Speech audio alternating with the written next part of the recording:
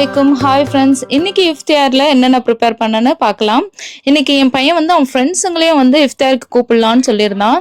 அதனால எல்லாம் சின்ன பசங்களுக்கு பிடிச்ச ஐட்டமாகவே செஞ்சிடலாம் அப்படின்னு நான் வந்து கொஞ்சம் செய்ய போகிறேன். என்னென்ன செய்கிறேன்னு பாருங்கள். ஃபர்ஸ்ட்டு வந்து நான் வந்து இங்கே தண்ணியை வந்து இந்த மாதிரி பாயில் பண்ணிக்கிறேன். இது வந்து ரெடிமேட் ஜெல்லி மிக்ஸு. இதை போட்டு கொஞ்சம் ஜெல்லி செஞ்சிடலான்ட்டு ஜெல்லி ரெடி பண்ணிட்டேன். நான் ஜெல்லி வந்து செட் ஆகணும் இல்லையா, அதனால நான் ஃபர்ஸ்ட்டு வந்து ஜெல்லி ரெடி பண்ணிட்டேன். இப்போது இந்த மாதிரி ஒரு பிளேட்டில் போட்டு அதை நல்லா ஆற விட்டுறேன். அது ஒரு 2 ஹவர்ஸில் இது வந்து செட் ஆகிடும். இது ஒரு சைடாக வச்சிடலாம். அப்புறம் அடுத்தது பார்த்தீங்கன்னா நான் வந்து எண்ணெய் சூடாக்கிட்டேன். இதில் வந்து ரெடிமேட் நகெட்ஸ் இருக்குது. இது பார்த்தீங்கன்னா இது பொட்டேட்டோ அண்ட் சீஸ் நகெட்ஸ். இது கொஞ்சம் ஃப்ரை பண்ணி வச்சிடுறேன். வந்து சிக்கன் வாங்கி சிக்கன் நகெட்ஸ் தான் செய்யலான்ட்டு இருந்தேன். ஆனால் என் பையனுடைய ஃப்ரெண்ட்ஸுங்க சில பேர் வந்து வெஜிடேரியன்ஸ், அவங்க நான்வெஜ் சாப்பிட மாட்டாங்க. அதனால எல்லாருக்குமே வந்து வெஜ்லேயே செஞ்சிடலாம் அப்படின்னு இது ரெடிமேடில் இந்த மாதிரி வாங்கிட்டேன். இது நல்லா ப்ரௌனாக கிறிஸ்பியாக நல்லா ஃப்ரை பண்ணி வச்சுக்கோங்க. நல்லா மூடி வைக்க வேணாம், நல்லா காத்தார நான் வந்து அப்படியே ஓப்பனாகவே வைக்கிறேன். இதை வச்சு நான் வந்து பர்கர் தான் செய்ய போகிறேன், மினி பர்கர். இந்த ஒரு சைட் பார்த்தீங்கன்னா இந்த இது ஜெல்லி வந்து செட் ஆகிடுச்சு. இது வந்து மேலே வந்து இந்த மாதிரி ஜெம்ஸ் போட்டு இந்த மாதிரி நான் கொஞ்சம் டெக்கரேட் பண்ணிட்டேன். அப்புறம் ஒரு சைடு என்ன பண்ணிட்டேன்னா இந்த சுண்டல் வந்து கொஞ்சம் வேக வச்சுருக்கேன். கொஞ்சம் ஹெல்த்தியான ஐட்டம்ஸ் இருக்கணும் இல்லையா, அதனால வந்து சுண்டல் வந்து வேக வச்சுருக்கேன். அப்புறம் இந்த பக்கம் வந்து நான் கொஞ்சம் ஆனியன் எல்லாம் கட் பண்ணி வச்சுக்கிறேன். அடுத்த டிஷ்ஷுக்காக ப்ரிப்பேர் பண்ணி வச்சுக்கலாம். நல்லா பொடிசாவே நறுக்கிடுச்சு. அப்புறம் அடுத்தது பார்த்தீங்கன்னா நான் தக்காளியும் அதுலேயே போட்டுறேன். அந்த சாப்பர்லேயே போட்டு தக்காளி, கொத்தமல்லி, புதினா இதையும் சேர்த்து வந்து நம்ம வந்து கட் பண்ணிக்கலாம். அப்படியே சாப்பர்லேயே வந்து கட் பண்ணிக்கலாம். அப்புறம் ஒரு சைடு பார்த்தீங்கன்னா சுண்டல் வந்து வெந்துக்கிட்டு இருக்கு. அது சுண்டல் வேகிற வரைக்கும் நான் வந்து கொஞ்சம் டேங் வந்து கலந்து வச்சிடுறேன். ஒரு பக்கம் சுண்டல் வந்துட்டு இருக்கு. நான் வந்து ஒரு சைடு வந்து இந்த ஜூஸ் வந்து கலந்து வச்சிடுறேன். இந்த டேங் ஆரஞ்சு ஃப்ளேவரில் எடுத்திருக்கேன். இது வந்து கொஞ்சம் மிக்ஸ் பண்ணிட்டு நம்ம வச்சிடலாம். அப்போதான் கொஞ்சம் கூலிங்காவது இருக்கும். ரொம்ப கூலிங்காக இது பண்ண மாட்டேன், நான் பசங்களுக்கு கொடுக்க மாட்டேன். ஸோ கொஞ்சம் நேரம் கூல் ஆகட்டும். இப்போ வந்து இந்த சுண்டலும் வந்து ரெடி ஆயிடுச்சு.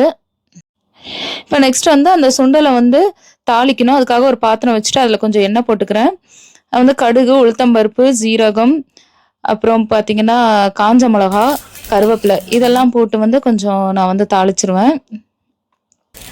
நல்லாயிருக்கும் இதெல்லாம் போட்டு தாளித்து வச்சுட்டிங்கன்னா. வேறு எதுவும் போட மாட்டேன், இது மட்டும்தான். அப்புறம் அந்த சுண்டல் அதில் போட்டுட்டு கொஞ்சம் அந்த தண்ணி ஆறுற வரைக்கும் கொஞ்சம் நேரம் ஸ்டவ்வில் வச்சிங்கன்னா நல்லாயிருக்கும். சுண்டல் எல்லாமே அதில் போட்டு கொட்டிக்கிறேன். நமக்கு கொஞ்சம் உப்பும் போட்டுக்கலாம். நான் ஸ்டார்டிங்கில் கொஞ்சம் உப்பு போட்டிருக்கேன். அப்புறம் நம்ம தண்ணியிலேருந்து எடுத்ததுக்கப்புறம் கொஞ்சம் உப்பு இல்லாத மாதிரி இருக்கும், லைட்டாக கொஞ்சம் போட்டுக்கிறேன். அப்புறம் அது இன்னொரு அடுப்பில் கொஞ்சம் சிம்மில் வச்சு கொஞ்சம் நேரம் அந்த தண்ணி வந்து வடிகிற வரைக்கும் வச்சிடுறேன். அப்புறம் அதே குக்கரை எடுத்துகிட்டு அது இதில் வந்து நான் வந்து பாஸ்தா தான் இப்போ தாளிக்க போகிறேன். கொஞ்சம் எண்ணெய் சேர்த்துக்கிறேன் ஃபஸ்ட்டு. இன்னும் எண்ணெய் வந்து நான் பாட்டிலில் கூட போடலை, நேரமே கிடைக்க மாட்டேங்குது ஃப்ரெண்ட்ஸ்.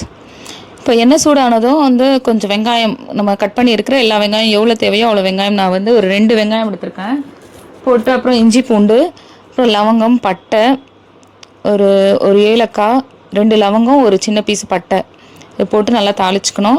அப்புறம் வந்து இந்த தக்காளி, கொத்தமல்லி, புதினா அது வச்சுருக்கோம் இல்லையா, அதையும் சேர்த்துக்கிட்டேன். சேர்த்து இதை நல்லா வதக்கிடணும். இது நல்லா நல்லா கொஞ்சம் சின்னதாக பொடிசாக இருக்கிறதுனால பசங்களும் வந்து சாப்பிட்ருவாங்க. இல்லை கொஞ்சம் பெருசாக இருந்தால் அந்த தக்காளி, வெங்காயம் எல்லாமே எடுத்துருவாங்க. இது நல்லா குட்டி குட்டியாக பொடியாக நல்லா இருக்குது. அப்புறம் தேவையான அளவு மிளகாத்தூள் போட்டுக்கிறேன். போட்டு இது நல்லா மிக்ஸ் பண்ணிக்கணும். நான் இந்த பாஸ்தாலையும் எதுவுமே நான்வெஜ் எதுவுமே சேர்க்கலை, அதனால கொஞ்சமாக வந்து நான் சிக்கன் மசாலா சேர்த்துருக்கேன். சிக்கன் மசாலா போட்டு அப்புறம் தேவையான அளவு தண்ணி, நான் வந்து 1க்கு 1.5 அளவில் தான் நான் வந்து இப்போ தண்ணி சேர்த்துருக்கேன். அது நல்லா மிக்ஸ் பண்ணி விட்டுட்டு கொஞ்சம் கொதி வரும்போதே இந்த பாஸ்தாவையும் அதில் போட்டுடுறேன். அவ்வளோதான், ஒரு சைடு இந்த பாஸ்தா வந்து ரெடி ஆகிடுச்சு. இது ஒரு 3 விசில் வர அளவுக்கு வச்சுட்டு எடுத்துடலாம். கரெக்டாக இருக்கும், 3 விசில் கரெக்டாக இருக்கும். இந்த ஹேண்டில் எனக்கு எத்தனை தடவை மாற்றி போட்டாலும் உடஞ்சி போயிடுது ஃப்ரெண்ட்ஸ். உங்களுக்கும் அந்த மாதிரி தான் ஆகுதா? இப்போ அந்த பாஸ்தா வேகிற வரைக்கும் நான் வந்து இங்கே பர்கர் வந்து ரெடி பண்ணிடுறேன். இந்த மாதிரி ரெடிமேட் மினி பர்கர் பன் தான் வாங்கியிருந்தேன். இது நான் ஃபஸ்ட்டு வந்து இந்த வடா பாவில் வரும் இல்லையா, அந்த பாவ் பாஜி பன் அப்படின்னு நினச்சேன். ஆனால் பர்கர் பன் தான் சொன்னாங்க. சரி, அதனால் வாங்கிட்டு வந்துட்டேன். இப்போ எல்லா பர்கர் பன்னும் இந்த மாதிரி வச்சுட்டு அதில் வந்து வெஜ் மயோனைஸ் தான் வாங்கியிருக்கேன். அது வந்து எல்லா பன்லேயும் வந்து ஸ்ப்ரெட் பண்ணிக்கலாம்.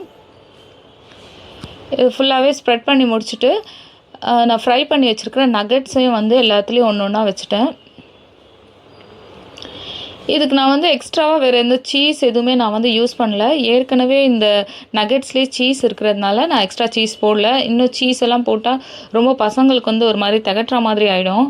அதனால் அப்படியே போட்டேன். அவ்வளோதான், நம்ம பர்கர் வந்து ரெடி ஆகிடுச்சு. இப்போ மேலே வந்து கொஞ்சம் சாஸும் போட்டுக்கிறேன், டொமேட்டோ சாஸ். அவ்வளோதான், கம்ப்ளீட்டாகவே ரெடி ஆகிடுச்சு. இதுக்கு மேலே வந்து ஒரு பர்கர் பன் போட்டு மூடிடலாம். மினி பர்கர் ரொம்பவே சூப்பராக இருந்தது, பார்க்கவே க்யூட்டாக அழகாக இருந்தது. இது நான் வந்து ஆல்ரெடி ஃபஸ்ட்டு ஒரு இடத்துல போயிருந்தேன், ஷாப்பிங் போகும்போது சாப்பிட்ருந்தேன். அதனால அந்த ஐடியா வந்து நான் வந்து செஞ்சேன் பசங்களுக்கு. ஏன்னா பெருசு பெருசாக செஞ்சாலும் அவங்க வந்து வேஸ்ட் பண்ணிவிடுவாங்க. இந்த மாதிரி சின்னதாக செய்யும்போது ஃபுல்லாகவே சாப்பிட்ருவாங்க.